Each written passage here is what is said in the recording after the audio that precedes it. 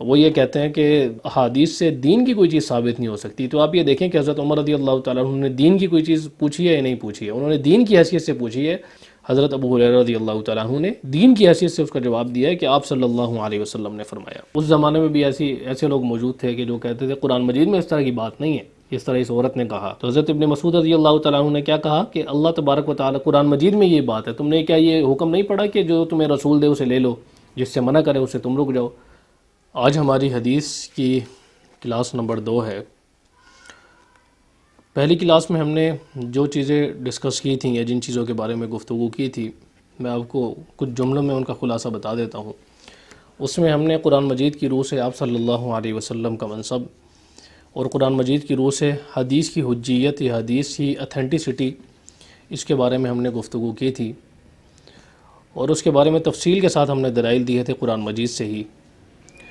اب ہم انشاءاللہ جو صحابہ کرام ہیں ان کے نزدیک حدیث کی اتھینٹسٹی کیا ہے یا حدیث کا کیا سٹانس تھا ان کے نزدیک، وہ انشاءاللہ ہم ڈسکس کریں گے۔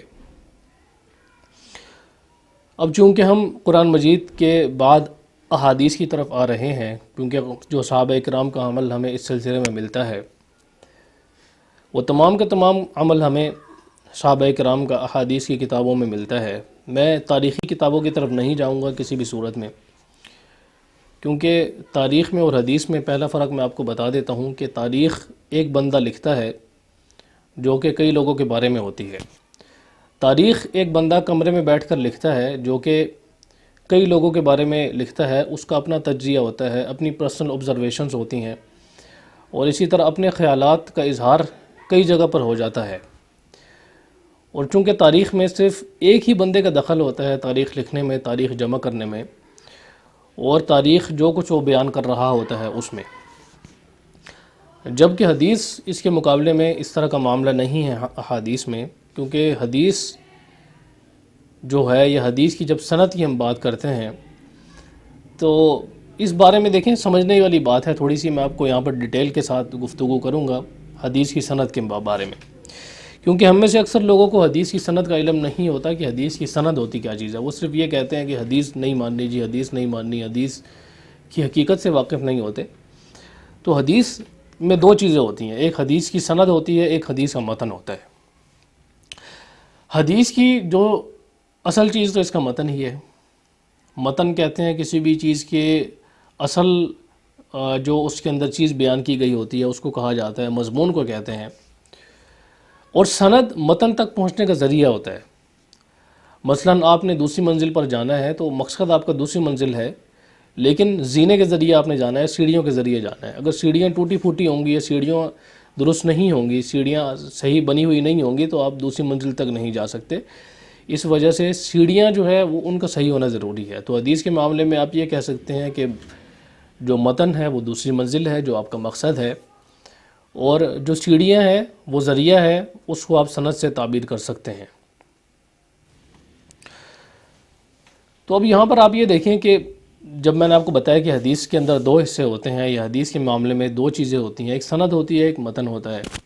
اب سند جو اکٹھی ہوتی ہے یا متن اس کا اکٹھا کیا جاتا ہے تو اس کے بارے میں اتنی کوشش ہوئی ہے کہ لاکھوں لوگوں کے حالات جمع ہو گئے ایک حدیث کے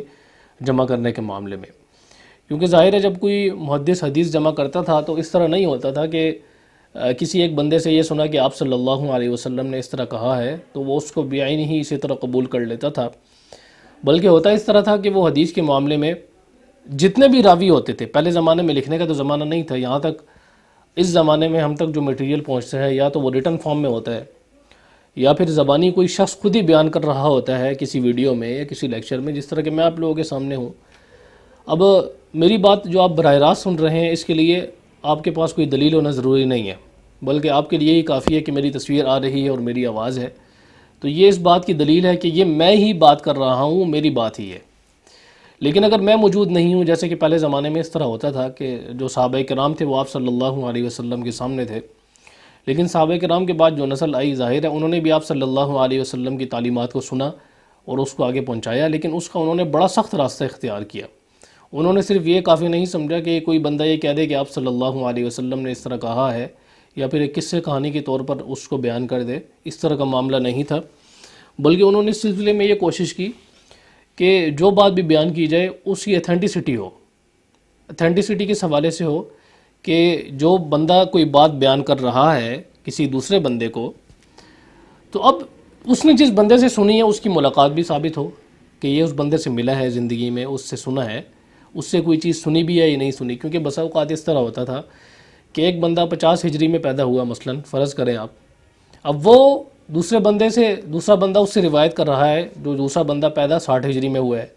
اب دونوں کی ملاقات کیسے ثابت ہو سکتی ہے؟ ایک بندہ 10 سال بعد پیدا ہوا ہے، تو جب تک وہ سننے کے قابل ہوگا اس کو تو فوت ہوئے ہوئے 20 سال ہو چکے ہوں گے.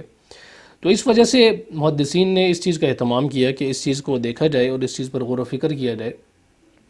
کہ جب کوئی چیز آگے بیان کی جا رہی ہے یا کوئی چیز آگے بندہ سن رہا ہے دوسرے بندے سے، تو پہلا بندہ جو سنانے والا ہے اس کی حیثیت واضح ہو کہ وہ اس سے زندگی میں ملا بھی ہے یا نہیں ملا. یہ تو ایک جہت تھی اس کی. پھر دوسری چیز جو اس سلسلے میں آتی ہے وہ یہ آتی ہے کہ اب وہ بندہ خود کیسا تھا. چلیں اس بندے نے پہلے بندے سے بات تو سن لی ہے، لیکن پہلی بات سننے کے بعد اب یہ بھی ضروری ہے کہ وہ اس کو بیان نہیں اسی طرح آگے بیان کرے جس طرح اس نے سنی ہے. تو اس کے لیے بسا اوقات اس طرح ہوتا تھا کہ کوئی بندہ بھول جاتا تھا، کسی بندے کا حافظہ کمزور ہے، جس طرح ہمارے زمانے میں بھی ہوتا ہے. کئی لوگ ایسے ہوتے ہیں کہ ان کا حافظہ کمزور ہوتا ہے، وہ چیز یاد نہیں رکھ پاتے. ایک بندے سے ایک بات سنی ہے، اس کو آگے جس طرح بیان کریں گے اس کا مفہوم بدل جائے گا. کئی بندے ایسے ہوتے ہیں ہمارے زمانے میں. تو اس زمانے میں بھی بالکل ایسا تھا. بعض لوگ ایسے ہوتے تھے کہ ان کا حافظہ کمزور ہوتا تھا، بعض لوگ ایسے ہوتے تھے کہ ان کا حافظہ بعد والی عمر میں کمزور ہو جاتا تھا، پہلے ٹھیک ہوتا تھا جوانی میں، بڑھاپے میں جا کے حافظہ کمزور ہو جاتا تھا. اب بڑھاپے میں جو چیز انہوں نے بیان کی محدثین اس کو قبول نہیں کریں گے، کیونکہ انہیں پتہ ہے کہ بڑھاپے میں آ کر ان کا حافظہ کمزور ہو گیا. اسی طرح اور بھی چیزیں ہوتی ہیں کہ یہ جھوٹ بولا کرتا تھا، زندگی میں نہیں بولا کرتا تھا. اگر کوئی بندہ زندگی میں جھوٹ بولا کرتا تھا تو اس کی روایت کو قبول نہیں کرتے تھے، کیونکہ انہیں پتہ ہوتا تھا کہ یہ جب عام جھوٹ بولتا ہے تو حدیث کے معاملے میں بھی جھوٹ بول سکتا ہے. اسی طرح اور بھی بے شمار چیزیں تھیں، وہ یہاں پر ہمارا موضوع نہیں ہے کہ ہم ان تمام چیزوں کو ڈسکس کریں جو محدثین نے صحیح حدیث کے لیے جو شرطیں لگائی ہیں. وہ انشاءاللہ ہم کسی اور موقع پر ڈسکس کریں گے، اور کسی اور موقع پر ہم ان تمام کی تمام چیزوں کے بارے میں گفتگو کریں گے جو محدثین نے ایک راوی کے بارے میں شرائط ذکر کی ہیں، یا ایک صحیح حدیث کے لیے اس کے جو راوی ہیں ان کے لیے جو شرائط ذکر کی ہیں. بہرحال یہ اس کا خلاصہ تھا. تو اس طرح جب ایک حدیث امام بخاری مثلا لکھتے ہیں یا امام مسلم ایک حدیث اپنی کتاب میں روایت کرتے ہیں، تو وہ صرف متن نہیں ہوتا بلکہ اس کی پوری سند ہوتی ہے. امام بخاری نے کس سے سنا، پھر اس بندے نے کس سے سنا، پھر اس بندے نے کس سے سنا، تو پھر اس نے کس سے سنا، پھر کس صحابی نے آپ صلی اللہ علیہ وسلم سے سنا. تو یہ تمام کی تمام چیزیں ہوتی تھیں. پھر اس کے باوجود بھی وہ یہ کرتے تھے کہ ان کے اپنے اپنے اصول تھے. مثلا ایک جو امام بخاری ہیں ان کا کسی شخص کے معاملے میں کیا اصول ہے، کسی کے معاملے میں کیا اصول ہے. مثلا ان کا یہ اصول تھا کہ وہ یہ کہتے تھے کہ دو بندوں کی ملاقات زندگی میں ثابت ہو، سما بھی ثابت ہو. ان کا سما سے مراد ہے یعنی یہ بندہ اس کے پاس گیا ہے اور اس کے پاس جا کر کوئی بات سنی ہے، تو پھر وہ دیگر شرائط کو سامنے رکھتے ہوئے اس بات کی یقین دہانی کرتے تھے کہ یہ حدیث واقعی آپ صلی اللہ علیہ وسلم کی ہے. تو دیکھیں تاریخ سے یہ بہت اونچی چیز ہے. اس بارے میں بہت سے لوگوں نے بحث کی ہے کہ اگر آپ تورات کی اگر آپ بات کریں آج کے دور میں، یا زبور کی بات کریں، انجیل کی بات کریں، یہ تمام کی تمام جتنی بھی کتابیں ہیں، تو ان کتابوں کی اتھینٹسٹی ایسی بھی نہیں ہے جس طرح کی ہماری حدیثوں کی ہے. حدیثوں کے معاملے میں ایک ایک شخص کی جانچ پڑتال ہوئی. اب جیسے آج کے دور میں تورات ہے یا انجیل ہے، بائبل ہے، اس کے بارے میں اگر آپ کھوج لگانا شروع کریں تو آپ بائبل کی اتھینٹسٹی یا بائبل کا جو لنک ہے یا اس کی جو تاریخ ہے وہ حضرت عیسیٰ علیہ السلام تک پہنچتے ہوئے آپ اس طرح ثابت نہیں کر سکتے کہ حضرت عیسیٰ علیہ السلام کے بعد اس نے کس سے سنا، اس نے کس سے سنا، اس نے کس سے سنا، یا وہ پھر کس طرح تحریر میں وجود میں آئی، یا کس وقت تحریر کی صورت میں سامنے آئی. تو بہرحال یہ کچھ چیزیں تھیں. پھر اس کے بعد جو تیسری صدی ہے اس کے اندر پھر حدیثیں لکھ بھی لی گئیں، لیکن اس سے پہلے یہ اہتمام ہوتا تھا. تو یہ حدیث کی سند کے بارے میں میں نے آپ کے سامنے کچھ چیزیں رکھی ہیں. تو اس سے اب ثابت ہوتا ہے کہ حدیث کی سند جو ہے، ایک حدیث کئی بندے جمع کرتے ہیں اور اس کے نتیجے پر پہنچتے ہیں، اور ایک حدیث جمع کرنے کے لیے کئی بندوں کے حالات جمع ہو جاتے ہیں. اس کے برعکس جو بندہ تاریخ لکھتا ہے تو ایک بندہ کئی بندوں کی تاریخ لکھتا ہے، اور حدیث کے معاملے میں کئی بندے ایک بندے کی تاریخ لکھتے ہیں جو کہ آپ صلی اللہ علیہ وسلم ہے. تو یہ فرق ہے بنیادی طور پر حدیث میں اور تاریخ میں. تو اس وجہ سے میں تاریخ کو یہاں پر بنیاد نہیں بناؤں گا، بلکہ میں صرف اور صرف احادیث کو بنیاد بناؤں گا جو کہ صحیح حدیثیں ہوں گی. ٹھیک ہے، اب یہ تو سند کی بات ہو گئی. دوسری ایک اور چیز متن میں بھی آتی ہے کہ متن میں بھی غور و فکر کیا جائے کہ یہ متن واقعی آپ صلی اللہ علیہ وسلم کا ہے. کیونکہ بسا اوقات اس طرح ہوتا ہے کہ ایک حدیث کی سند تو ٹھیک ہوتی ہے لیکن اس کے متن میں کوئی نہ کوئی ایسی کجی پائی جاتی ہے کہ جس کی وجہ سے وہ حدیث اضطراب کا شکار ہو جاتی ہے. محدثین کی زبان میں اسے اضطراب کہا جاتا ہے. وہ انشاءاللہ ہم آگے کسی اور لیکچر میں ڈسکس کریں گے کہ اضطراب کسے کہا جاتا ہے اور کون کون سی چیزیں حدیث میں اضطراب پیدا کرتی ہیں، اور وہ حدیث پھر صحیح سند ہونے کے باوجود بھی صحیح متن نہیں ہوتی ہے کیونکہ پھر اسے قبول نہیں کیا جاتا. تو اس کی پھر انشاءاللہ ہم اور وجوہات بیان کریں گے اور آگے کسی اور مستقل لیکچر میں اس چیز کو ڈسکس کریں گے. بہرحال آج کا جو ہمارا ٹاپک تھا وہ یہ تھا کہ جو صحابہ کرام ہیں وہ حدیث کو کس طرح لیتے تھے اور صحابہ کرام حدیث کے معاملے میں ان کا کیا سٹانس تھا. حضرت ابوبکر صدیق رضی اللہ تعالیٰ عنہ سے متعلق تو چونکہ وہ صاحب غار بھی ہیں، صاحب غار ہونے کے ساتھ ساتھ صاحب یار بھی ہیں آپ صلی اللہ علیہ وسلم کے، تو وہ بھی احادیث کے معاملے میں بڑے ہی سینسیٹیو تھے کہ کوئی بات بھی آپ صلی اللہ علیہ وسلم کی جب سامنے آتی تھی پھر اس کے سامنے اپنا سر تسلیم خم کر دیتے تھے.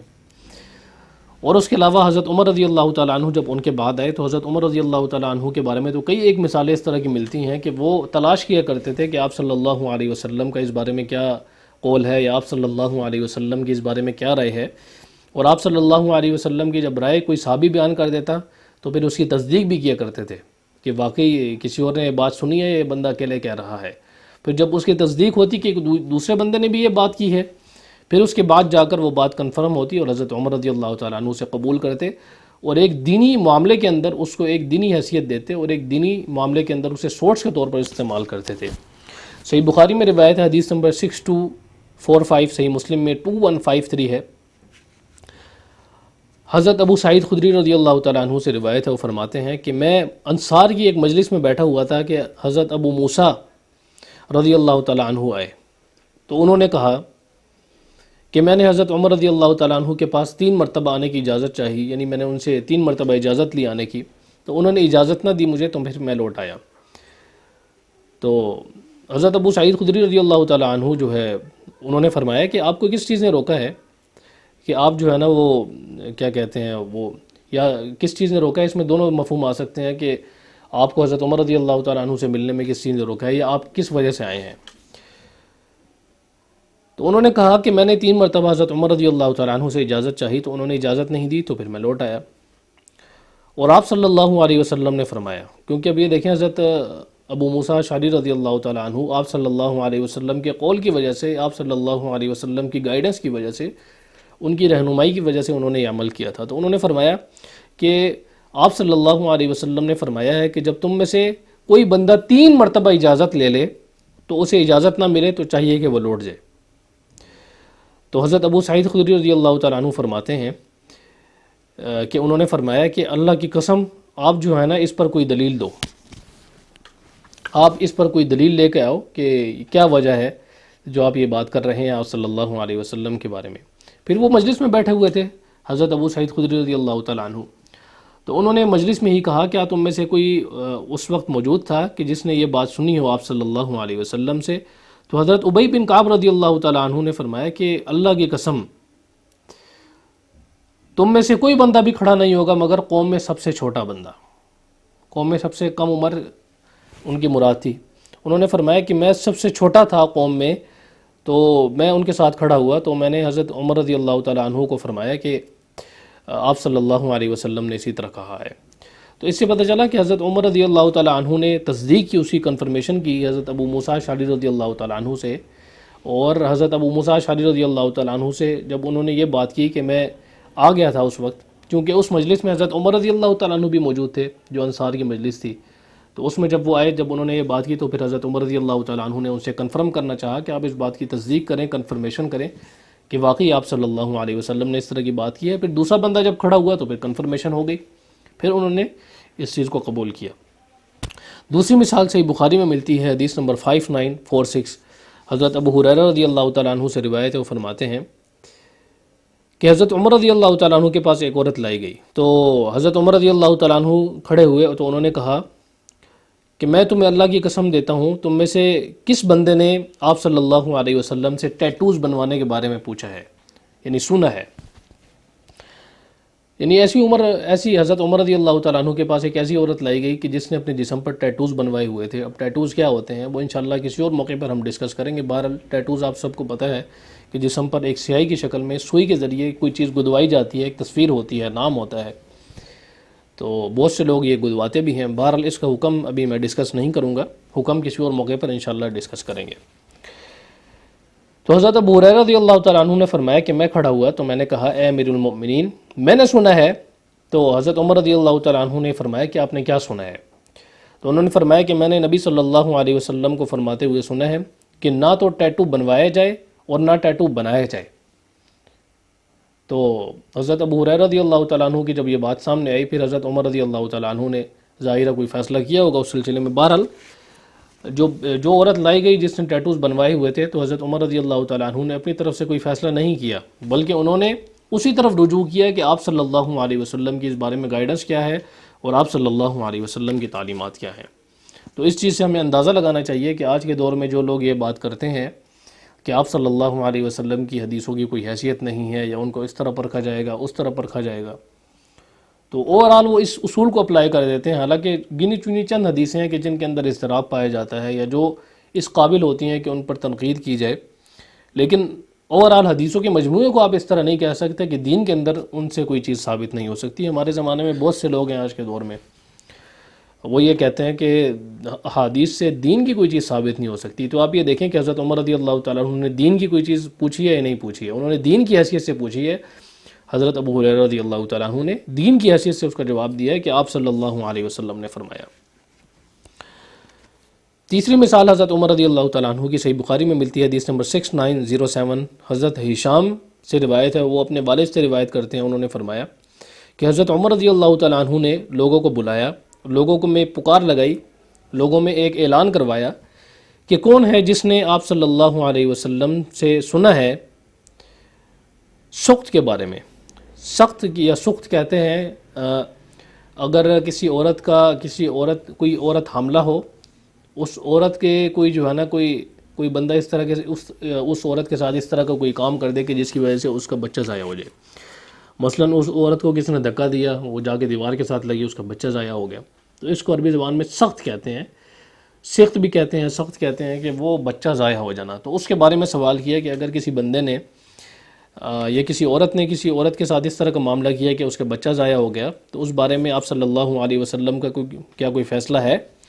تو حضرت مغیرہ رضی اللہ تعالیٰ عنہ نے فرمایا کہ میں نے سنا ہے آپ صلی اللہ علیہ وسلم نے اس میں ایک غرہ کا فیصلہ کیا ہے۔ عمر رضی اللہ تعالیٰ عنہ نے پھر فرمایا کہ ائتی من یشہد معک علی ھذا، کہ آپ اس کو لے کے آئیے کہ جو اس بات پر گواہی دے، کیونکہ آپ کی بات کا تو اعتبار نہیں ہے، آپ تو ایک بندے تنہا یہ بات کر رہے ہیں۔ تو انہوں نے فرمایا،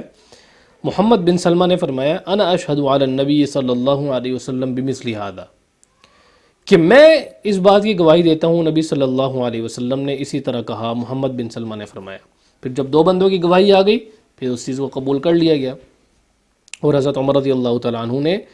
ایک دین کی حیثیت سے، ایک دینی حکم کی حیثیت سے اسے آگے جاری فرمایا۔ چوتھی مثال سنن نسائی میں حدیث نمبر 316، مسند ابی یعلا میں حدیث نمبر 1606 ہے۔ حضرت عبد الرحمن بن ابزہ رضی اللہ تعالیٰ عنہ وہ فرماتے ہیں، یا یہ تابعی ہیں، فرماتے ہیں کہ میں حضرت عمر رضی اللہ تعالیٰ عنہ کے پاس تھا، تو ان کے بعد ایک شخص آیا تو اس نے کہا اے امیر المؤمنین،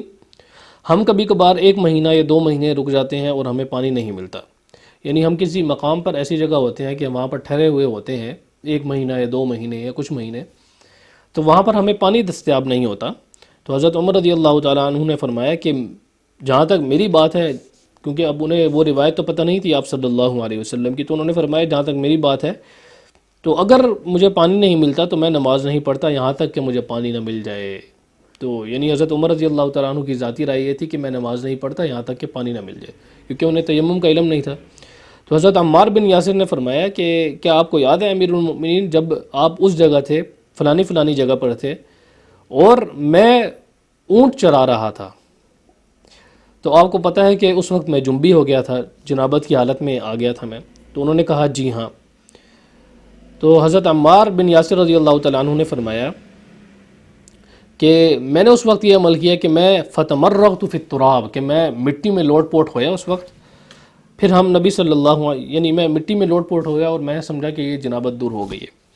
تو پھر ہم نبی صلی اللہ علیہ وسلم کے پاس آئے تو آپ صلی اللہ علیہ وسلم مسکرائے اور کہا کہ جو پاک مٹی ہے وہ آپ کے لیے کافی ہے، اور آپ صلی اللہ علیہ وسلم نے زمین پر اپنی ہتھیلیوں کو مارا اور ان میں پھونکا، یعنی اس کے اوپر جو مٹی لگ گئی تھی اس کو آپ نے صلی اللہ علیہ وسلم نے پھونک سے اڑایا. پھر آپ صلی اللہ علیہ وسلم نے اپنے چہرے پر پھیرا اور اپنے بعد بازوؤں پر پھیرا، یعنی ہاتھوں پر پھیرا اور بازوؤں پر پھیرا. تو حضرت عمر رضی اللہ تعالیٰ عنہ نے فرمایا اتق اللہ یا عمار، اے عمار اللہ تبارک و تعالیٰ سے ڈرو، آپ کیسی بات کر رہے ہو؟ تو انہوں نے کہا کہ امیر المؤمنین اگر آپ چاہتے ہیں تو میں اس کو ذکر نہیں کرتا. تو اس بات سے بھی ہمیں پتہ چلا کہ حضرت عمر رضی اللہ تعالیٰ عنہ نے اس بارے میں دریافت کیا، اور حضرت عمر رضی اللہ تعالیٰ عنہ کو پتہ نہیں تھا، اور حضرت عمار بن یاسر رضی اللہ تعالیٰ عنہ نے انہیں اس بارے میں بتلایا کہ آپ صلی اللہ علیہ وسلم کی اس بارے میں کیا ہدایات ہیں. اب آتے ہیں حضرت علی رضی اللہ تعالیٰ عنہ کے طرز عمل کی طرف. حضرت علی رضی اللہ تعالیٰ عنہ کا طرز عمل بھی ہمارے سامنے ہے، صحیح بخاری میں روایت ہے، حضرت اکرمہ سے روایت ہے، وہ فرماتے ہیں کہ حضرت علی رضی اللہ تعالیٰ عنہ کے پاس کچھ زنادیق لے کے آئے، یعنی مرتد اشخاص لے کے آئے، تو حضرت علی رضی اللہ تعالیٰ عنہ نے انہیں جلا دیا، جلانے کا حکم دیا تو جلا دیا. تو یہ بات حضرت ابن عباس رضی اللہ تعالیٰ عنہما تک پہنچی تو انہوں نے کہا کہ لو کنت انا لم احرقهم، کہ اگر میں ہوتا تو میں انہیں کبھی نہ جلاتا، کیونکہ نبی صلی اللہ علیہ وسلم نے فرمایا ہے کہ جو اللہ تبارک و تعالیٰ کا عذاب ہے وہ تم ان کو نہ دو. میں انہیں صرف قتل کر دیتا، کیونکہ آپ صلی اللہ علیہ وسلم نے فرمایا کہ جو اپنا دین بدلے تو اسے تم قتل کر دو. تو یہاں پر بھی آپ دیکھیں کہ حضرت علی رضی اللہ تعالیٰ عنہ کا جو طرز عمل ہے اس سلسلے میں، پہلے انہیں علم نہیں تھا اس چیز کا تو انہوں نے جلا دیا. بعد میں جب حضرت ابن عباس رضی اللہ تعالیٰ عنہ نے بتلایا تو پھر اس پر انہوں نے سکوت اختیار فرمایا، یا پھر کچھ روایات میں بھی ذکر آیا ہے کہ دوبارہ انہوں نے نہیں جلایا انہیں. تو اب یہاں پر آپ دیکھیں کہ حضرت علی رضی اللہ تعالیٰ عنہ یہ بھی ایک ایسی شخصیت ہیں کہ جن کے خلاف حضرت ابن عباس رضی اللہ تعالیٰ عنہما آپ صلی اللہ علیہ وسلم کی دلیل دے رہے ہیں ان کے عمل کے خلاف. تو اس سے بھی ہمیں پتہ چلتا ہے کہ جو صحابہ کرام کا عمل ہے تو وہ بھی صحابہ کرام جو عمل کیا کرتے تھے اس کے لیے بھی آپ صلی اللہ علیہ وسلم کے اقوال کو بنیاد بناتے تھے دین کی حیثیت میں. سنن ترمذی میں روایت ہے 1458، جامع ترمذی میں ہے، اور امام ترمذی بھی اسے حسن کہتے ہیں، جو شیخ البانی ہے اسے صحیح کہتے ہیں. اس کے اندر اس بات کا ذکر ہے کہ حضرت علی رضی اللہ تعالیٰ عنہ نے بعد میں اس بات کی تصدیق کی اور کہا کہ صدق ابن عباس، کہ حضرت ابن عباس نے یہ بات سچ بیان کی ہے، سچ کہا ہے. تو اس سے ہمیں پتہ چلا کہ حضرت علی رضی اللہ تعالیٰ عنہ نے اس بات کی تصدیق بھی کی اور اس کو مانا. اب ہو سکتا ہے انہیں یاد نہ ہو، یا انہوں نے یہ بات سنی نہ ہو، یا ان کے علم میں نہ ہو. بہرحال اس سے ہمیں پتہ چلا کہ حضرت علی رضی اللہ تعالیٰ عنہ کا بھی جو طرز عمل ہے احادیث کے سلسلے میں، وہ احادیث کی جو حجیت ہے، اتھینٹسٹی ہے، اس کے بارے میں دو ٹوک ہے ایک دین کی حیثیت سے. حضرت ابن مسعود رضی اللہ تعالیٰ عنہ کا طرز عمل اب ہم سامنے رکھتے ہیں.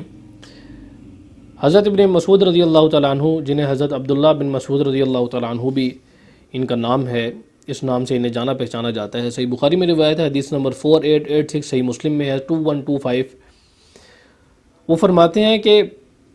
انہوں نے فرمایا کہ اللہ تبارک و تعالیٰ نے جو ٹیٹو بنوانے والی عورت ہیں اور جو ٹیٹو بنانے والی عورتیں ہیں دونوں پر لعنت فرمائی ہے، اور جو اپنی جو پلکیں بنانے والی عورت ہیں اور اپنی جو حسن ہے اس کو تبدیل کرنے والی عورتیں ہیں، جو اللہ تبارک و تعالیٰ کی تخلیق ہے اس کو تبدیل کرنے والی عورتیں ہیں، ان پر بھی لعنت فرمائی ہے. اب اس کا کیا مطلب ہے؟ اس کا مطلب میں انشاءاللہ کسی اور موقع پر ڈسکس کروں گا. بہرحال یہ ایک مسئلہ ہے، فقہاء کرام نے اس سے بحث کی ہے. یہ وہ موقع نہیں ہے کہ یہاں پر میں اس مسئلے کو چھیڑوں اور اس مسئلے کو ڈسکس کروں، یہ طویل ہو جائے گی. بہرحال اس کو انشاءاللہ کسی اور موقع پر ہم ڈسکس کریں گے. تو یہ بات بنو اسید ایک قبیلہ ہے، اس کی ایک عورت کو جب پہنچی تو جسے یعقوب کہا جاتا تھا، تو وہ حضرت ابن مسعود رضی اللہ تعالیٰ عنہ کے پاس آئی تو اس نے کہا کہ مجھے یہ بات پتہ چلی ہے کہ آپ اسی طرح لعنت کرتے ہیں، اسی طرح کی عورتوں پر لعنت کیا کرتے ہیں. تو وہ فرماتے ہیں کہ میں کیوں نہ لعنت کروں اس پر کہ جس پر اللہ کے نبی نے لعنت کی ہے، اور اللہ کے نبی اور انہوں نے لعنت کیا جو کہ کتاب اللہ میں ہے، یعنی اللہ تبارک و تعالیٰ نے. تو انہوں نے، اس عورت نے کہا کہ میں نے دو گتوں کے درمیان میں جو کتاب ہے اس کو پڑھا ہے، یعنی سورہ الحمد سے والناس تک میں نے پڑھ لیا ہے، تو میں نے اس میں اس طرح کی کوئی بات نہیں پڑھی کہ آپ صلی اللہ علیہ وسلم نے، اللہ تبارک و تعالیٰ نے اس طرح کی بات کی ہو. تو حضرت ابن مسعود رضی اللہ تعالیٰ عنہ نے فرمایا کہ اگر آپ پڑھتی تو آپ کو پتہ چلتا، یعنی آپ نے پڑھا ہی نہیں ہے صحیح طرح. کہ تم نے یہ والی آیت نہیں پڑھی کہ جو رسول دے تو تم اسے لے لو، جس چیز سے رسول منع کرے تو تم اس سے رک جاؤ۔ پھر فرماتے ہیں کہ اس عورت نے کہا کیوں نہیں، تو پھر انہوں نے حضرت ابن مسعود رضی اللہ تعالیٰ عنہ نے فرمایا کہ آپ صلی اللہ علیہ وسلم نے اس سے منع کیا ہے، یعنی یہی بات کی ہے۔ تو اس نے فرمایا کہ میں آپ کی گھر والوں کو دیکھنا چاہتی ہوں کہ آپ کے جو بیوی ہے وہ کیا اس طرح کا عمل کرتی ہے یا نہیں۔ تو حضرت ابن مسعود رضی اللہ تعالیٰ عنہ نے کہا کہ ٹھیک ہے جاؤ دیکھو جا کر میری بیوی کو کہ اس نے ٹیٹو بنوائے ہوئے ہیں جسم پر یا نہیں بنوائے ہوئے۔ تو وہ عورت گئی اور اس نے جا کر دیکھا حضرت ابن مسعود رضی اللہ تعالیٰ عنہ کی بیوی کو، تو اس نے ان کے اندر کوئی اس قسم کی چیز نہ پائی، یعنی اس کو اس قسم کی کوئی چیز نظر نہ آئی۔ تو پھر حضرت ابن مسعود رضی اللہ تعالیٰ عنہ نے فرمایا کہ اگر تو وہ اس طرح کا کام کرتی یعنی ٹیٹو بنواتی تو پھر وہ میری بیوی نہ ہوتی کبھی بھی۔ تو اس سے ہمیں پتہ چلا کہ حضرت ابن مسعود رضی اللہ تعالیٰ عنہ نے اس زمانے میں بھی ایسے لوگ موجود تھے کہ جو کہتے تھے قرآن مجید میں اس طرح کی بات نہیں ہے، اس طرح اس عورت نے کہا۔ تو حضرت ابن مسعود رضی اللہ تعالیٰ عنہ نے کیا کہا کہ اللہ تبارک و تعالیٰ قرآن مجید میں یہ بات ہے، تم نے کیا یہ حکم نہیں پڑھا کہ جو تمہیں رسول دے اسے لے لو، جس سے منع کرے اسے تم رک جاؤ؟ تو رسول نے اس کام سے منع کیا ہے، اس کا حکم دیا ہے اور اس سے منع کیا ہے، تو اس کی حیثیت بالکل ایسی ہے جیسے کتاب اللہ میں ہے۔ تو یہاں پر آپ دیکھیں کہ حضرت ابن مسعود رضی اللہ تعالیٰ عنہ کا جو سٹانس ہے اور جو اس سلسلے میں ان کا موقف ہے حجیت حدیث کے بارے میں، وہ دو ٹوک ہے کہ جو رسول کا حکم ہے وہ قرآن مجید کی طرح ہے اگر وہ صحیح طرح ثابت ہو جائے آپ صلی اللہ علیہ وسلم تک۔ تو ظاہر حضرت ابن مسعود رضی اللہ تعالیٰ عنہ نے خود سنا تھا آپ صلی اللہ علیہ وسلم سے، اس لیے وہ اس طرح کی بات کر رہے تھے۔ پھر جو چیز ہم تک صحیح سند کے ساتھ پہنچے گی تو وہ بھی بالکل اسی طرح دین میں حیثیت رکھے گی کہ جس طرح حضرت ابن مسعود رضی اللہ تعالیٰ عنہ نے دین میں اسے ایک حکم کی حیثیت سے رکھا، حضرت علی رضی اللہ تعالیٰ عنہ نے دین میں اسے حکم کی حیثیت سے رکھا، حضرت عمر رضی اللہ تعالیٰ عنہ نے دین میں ان چیزوں کے بارے میں پوچھا اور دین کے اندر درپیش سوالات تھے ان کے بارے میں یہ فیصلہ کیا۔ بہرحال اس سے ہمیں پتہ چلتا ہے ان تمام کی تمام چیزوں سے اور ان تمام کے تمام جو ہم نے احادیث ڈسکس کی ہیں، صحابہ کرام کا عمل ڈسکس کیا ہے، تو اس سے پتہ چلا کہ جو بڑے بڑے جلیل القدر صحابہ کرام ہیں احادیث کے معاملے میں ان کا اسٹانس کیا تھا اور وہ کس طرح احادیث کو دیکھتے تھے۔ جب بھی کوئی حکم پیش آتا تو پھر آپ صلی اللہ علیہ وسلم کے بارے میں پوچھتے کہ آپ صلی اللہ علیہ وسلم کا اس بارے میں کیا موقف ہے، آپ صلی اللہ علیہ وسلم نے اس کے بارے میں کیا ارشاد فرمایا ہے۔ بہرحال یہ کچھ چیزیں تھیں جو میں نے آپ صلی اللہ علیہ وسلم کی احادیث کی پیش نظر آپ کے سامنے رکھنی تھی۔ تو اس سے ہمیں پتہ چل گیا کہ جو آج کے دور میں کچھ لوگ اس طرح کی بات کرتے ہیں کہ جو احادیث ہیں ان کا دین میں کوئی حیثیت نہیں ہے ان کی، اور یہ ہے اور تو وہ ہے، تو ان تمام کی تمام حدیثوں سے تو ہمیں یہ نتیجہ تو نہیں نکلتا۔ ہمارے سامنے جو نتیجہ آتا ہے وہ میں نے آپ کے سامنے رکھ دیا ہے، صحابہ کرام کا جو موقف ہے، جو سٹانس ہے، اب اس کو کمپیئر کر لیجئے ان لوگوں سے جو آج کے زمانے میں ہے۔